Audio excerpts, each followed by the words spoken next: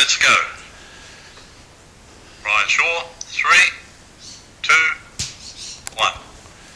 Now, Mike, on the last session, I sort of was getting a bit of a roll on, and they're trying to restrict me to, time spans. But I want to hold up what you call this document. You can see it there. That's it. Memorandum and Articles of Association of the Commonwealth Bank of Australia. No, that's correct. And I'm going to hold it over there. But that's a really important document when you're dealing against the banks or the banks are chasing you for something. Because since the sale of the Commonwealth Bank, which was April 1991, that's when it went to ATSIC, or this document I hold went to ATSIC. The Prime Minister at the time that was doing that particular sale, that sale was done for and on behalf of the Yalta Agreement, 1945-1948. Excuse me a moment, because I'm a little confused here. I have read the history of the Commonwealth Bank of Australia, and I know that 1920, Sir Otto Niemeyer came over here and strong-armed the government into handing over the Commonwealth Bank to the International Banking Consortium. So why was it resold again? No.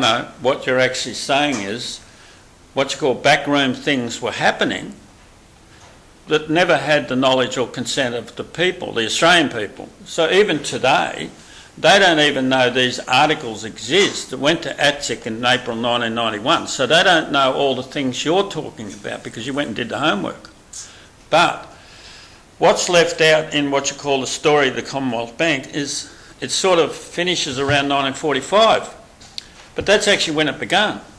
Because from Yalta, which was 1945 in Russia, that's essentially when the whole economics of the world were taken over by the United Nations, because it was created to do that in 1945. But part of the whole structure, when they want governments, they need to get the banking thing of that country. Now, in our case, in 1948, when the whole thing changed, the United Nations inserted itself into our law without anybody noticing. Under the Nationality and Citizenship Act, which was 1948, using the United Nations Charter, the chapter on the trusteeship, which was then mandated territories, they got the lot. Now, what you call it appeared to still be a people's bank, but you and I know a lot of stuff was happening in the back room and literally stealing the bank, but still calling it the Commonwealth Bank of Australia or the People's Bank. So the people still think, because they still run under the Commonwealth Bank of Australia, they still think that's their bank. Now, you and I know different. That's a fallacy these days. Yeah, but the people are misled. Yes. But there's a really big point I'm making here, because unless they get that bank back, this whole financial thing becomes an economic Armageddon. They will not be able to escape. So the simplest way to do that is to notify all the CEOs that you've got 7 days to clean up the economics of Australia and give it back to the people, or they all get criminally charged for misprision of treason. Now, that's basically what happened in Iceland, isn't it? Absolutely. Now, they didn't use the what you call the treason charge. They used just banking fraud. Right. Excellent. And they appointed a special prosecutor who's still working today. Yes. Prosecuting specifically. Now, if you've got the knees knocking of the CEO of the board of every bank, the knees are going to knock with everyone sitting on the board. So you're not attacking the bank, you're attacking the individuals, what's called the natural person, who is allegedly running the bank. Now, I'll give it to you in its absolute stupidity and simpleton. No, the AFL doesn't know that the AFL board can be charged for misprision of treason. Are you aware of that? I wasn't. Go on. Israel Foullou's run into trouble with Rugby Australia and Qantas.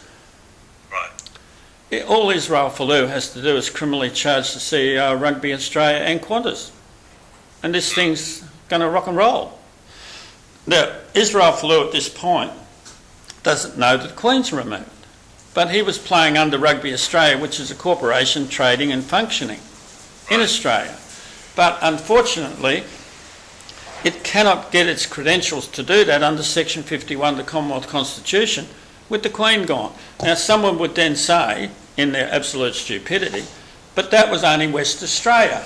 Now, I'm going to grab that thing and put it up. Just waiting here for Brian to... Because one of my sons said he actually didn't highlight the act that did it too well. So I went and blew it up like into an A3. Can't miss it now. I'm going to hold it up. In West Australia, I'll hold up a little one for you, and so you can see it. It's upside down like that. Oh, okay, it comes out the right way. And down the bottom there's another one. You can see that. Tribunals legislation, Further Amendment Act 2000. Correct. Now I'm going to hold it up in the big one beside, it won't fit there, but I'll put it on this video they got. Now the top half says for West Australia, and this is only for people so they can research and find the Act. Acts, Amendment and Repeal Courts and Legal Practice Act, the year 2000, enacted 1st of January 2004. Now, in that there was about 10 or 11 acts, altered, amended, changed. Every one of those, and almost every line of it, was an act of treason. Every one of it. Now, let me just clarify something here. The amendments that they made were made under the Reprints Act, correct? No, you're talking specifically in how Queensland was doing it. West Australia didn't do it like that. West Australia just went into their parliament, introduced this act and went bang, bang, bang. How could they do that? Because all the politicians were on drugs. I've been to Western Australia, I think I'd concur with that. Well, I call their judicial structure in Perth legal incest because they all seem to be in legal incest. But they would have to be on drugs to introduce this because it fractured everything in Australia. But people say in their stupidity, oh, but that's West Australia. I said, listen, Wacker, that's federation. So what they did in West Australia, under the banner of the state of West Australia, catches every state committing the treason offence. Now, treason is as simple as breach of allegiance. Now, I read a paper the other day that some purportedly intellectual was writing on the words that appear in the Commonwealth Constitution, which is, at section 44, it says this at subsection 2, attainted of treason. Now, he's writing something about that. But the problem is, he'd never litigated it. So he's writing something he had no knowledge of. So he's saying attainted of treason means to be convicted of treason. The problem is, it doesn't say that in that section. It says attainted of treason. Now, the United States, when they wrote their constitution, banned what you call a Bill of Attainder. Now, I don't know if you know what that is, Mike. I haven't heard, no. Okay, England was doing it and doing it really hard. When that king got chucked out of the parliament to bring in the 1688 Bill of Rights, and that was the trial of the 7 bishops, that's how you got your Bill of Rights, which is connected to section 49 of the Commonwealth Constitution. And parliamentary privilege comes from that bill. But when he got chucked out, he went to France, and from there the French shipped him down to Ireland. And here's the character of that person. He put 4,000 Protestants on a Bill of Attainder. What does that mean? I'm not sure. Go on. Well, there's no trial. There's no plea. They're not even told they're on the bill. They only got 30 days to do something about the bill, but they're not told the bill exists and they're not told their names are on it. The penalty, after the 30 days, is hung, drawn and quartered. Oh. Now, that's not convicted of treason, is it? No. That's just, you're on the Bill of Attainder. Actually, let me just read out the dictionary definition of attaint. It is a verb, and it's law, to condemn by a sentence or a bill or act of attainder. There you go. Attainder. There you go. To disgrace, and the archaic use is to accuse or obsolete, to prove the guilt of. Correct. Now, a bill of attainder, let them, if they were able to get you hung, drawn and quartered, they got all your property. Yeah. That was what it was for.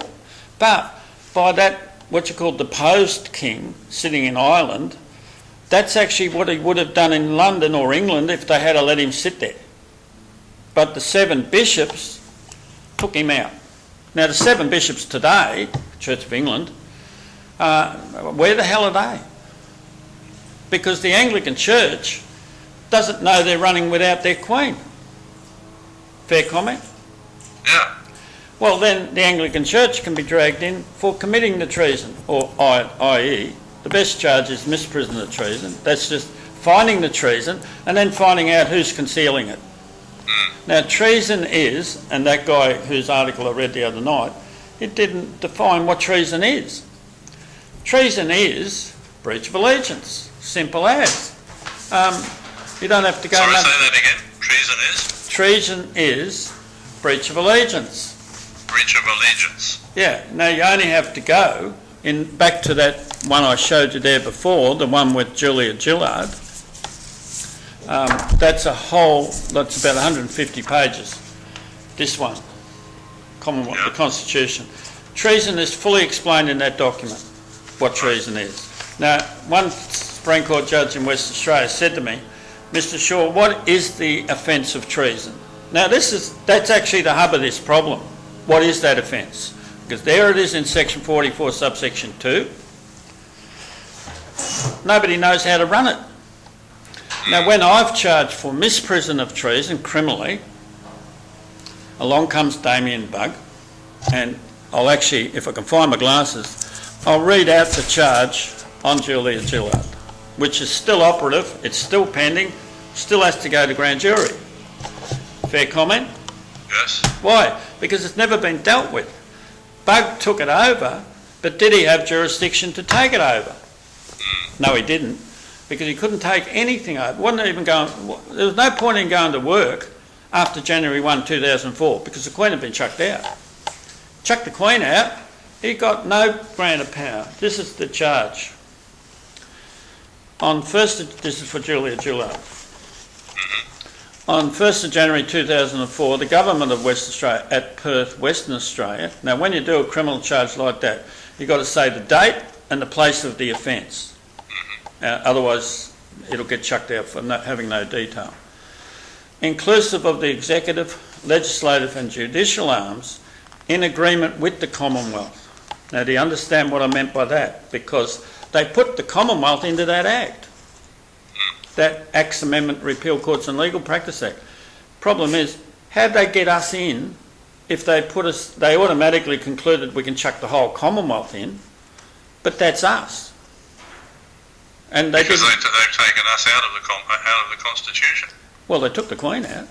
Yeah, and they've taken us out by taking out the preamble. Well, one of the